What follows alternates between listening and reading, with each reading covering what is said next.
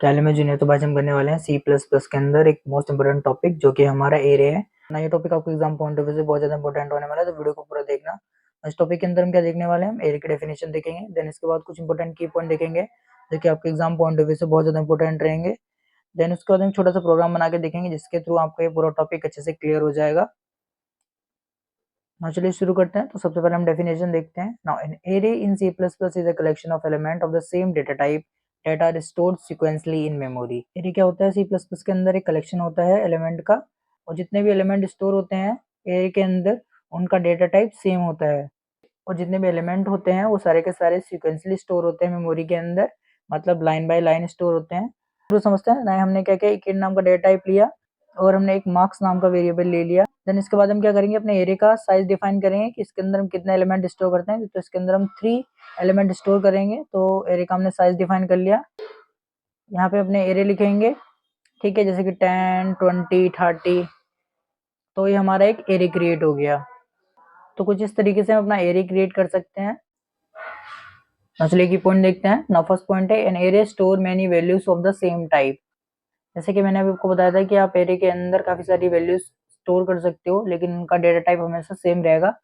Like जैसे कि हमने एग्जांपल भी देखा था कि हमने एक नाम का डेटा टाइप लिया, ठीक है, और एक मार्क्स नाम का वेरिएबल ले लिया। तो इस वेरिएबल की जितनी भी हमारी वैल्यूज हैं, ठीक है, जितने भी हम एलिमेंट स्टोर करेंगे एरे के अंदर, तो हमने एरे बना लिया ये, जो कि हम स्क्वायर ब्रैकेट से बनाते हैं। तो 1 2 3, तो एरे के अंदर में 3 एलिमेंट स्टोर करे हैं, और जो इन तीनों का डेटा टाइप है वो इंट नाम का डेटा टाइप है, क्योंकि ये सारी इंटीजर वैल्यू है।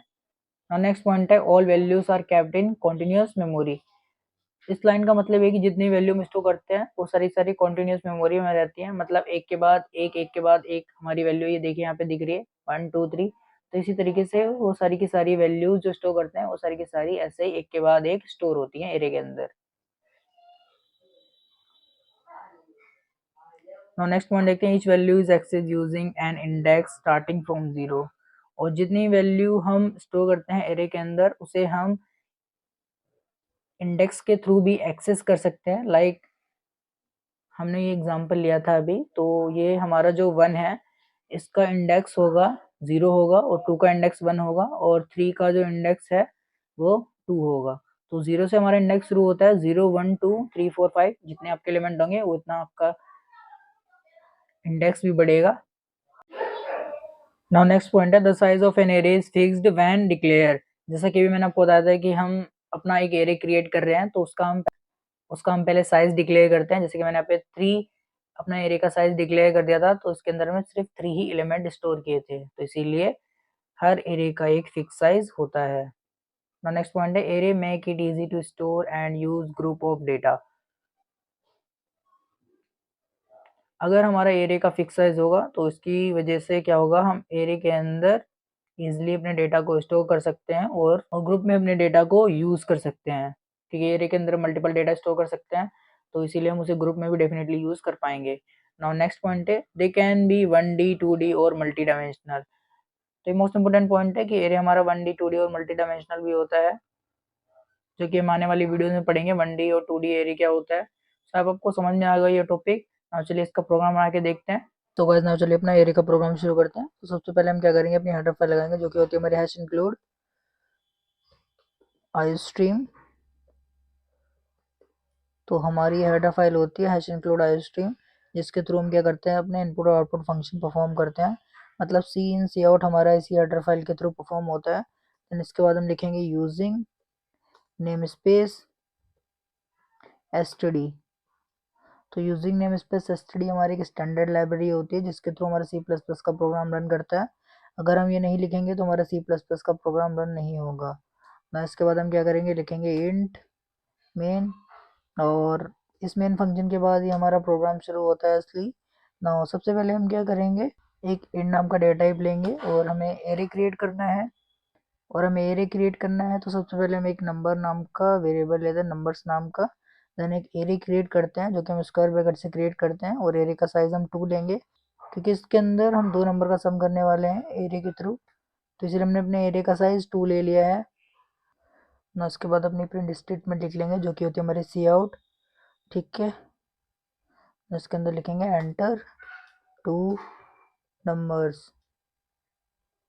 नाउ हम क्या करते हैं, हमें 2 नंबर का प्रोग्राम बनाना है, तो 2 नंबर का हम इनपुट ले लेंगे। तो इनपुट लेने के लिए हम सीन का यूज़ करेंगे और यहाँ पे लिख देंगे हम नंबर्स। ठीक है, तो सबसे पहले हम जिस नंबर का इनपुट लेंगे उसका इंडेक्स वो 0 होगा, तो इसलिए हमने यहाँ पे नंबर्स में 0 लिख लिया है।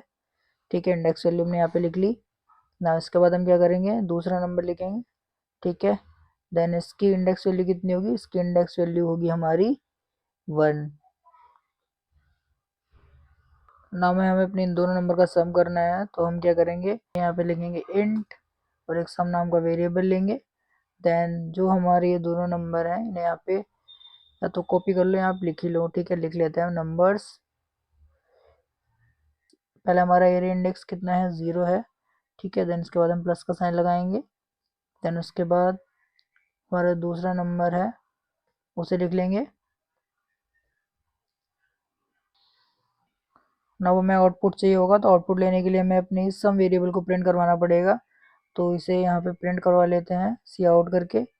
ठीक है, तो सबसे पहले हम स्टेटमेंट लिख लेते हैं सम और अपने इस सम वेरिएबल को प्रिंट कर लेते हैं।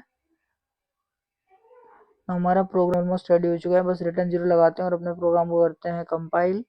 तो एग्जीक्यूट करेंगे, कंपाइल एंड रन।